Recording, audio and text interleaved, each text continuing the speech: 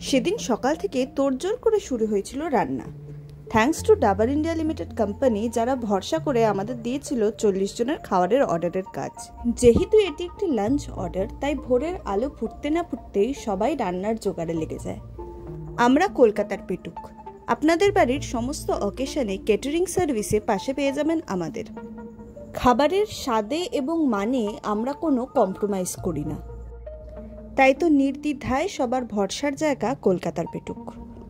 আজকের মেনুতে ছিল বাসমতি চালের ভাত, আম ডাল, ছিল বেগুন ভাজা, পটল আলুর তরকারি, তার সাথে ছিল সর্ষে পাবদা ও চিকেন কারি। অল্প করে পনিরের আয়োজনও ছিল। শেষ পাতে চাটনি, পাঁপড় এবং রসগোল্লা। ডাবর ইন্ডিয়া লিমিটেড কোম্পানির 40 জনের অর্ডার আমরা সময় মতোই শেষ করতে পারি। আমাদের কাজ ছিল সময় মতো অর্ডার রেডি করে ক্যানে ভরে ক্লায়েন্টকে পৌঁছে দেওয়া এবং খাবারটা ক্লায়েন্ট নিজেরাই সার্ভ করে নেবে। রান্না করা শেষ হয়ে গাড়িতে এখন মাল লোড হচ্ছে। লাঞ্চের আগে খাবার ঠিক টাইম মতো পৌঁছে দিতে হবে এবং কথা অনুযায়ী অন টাইম ডেলিভারিও হয়ে যায়।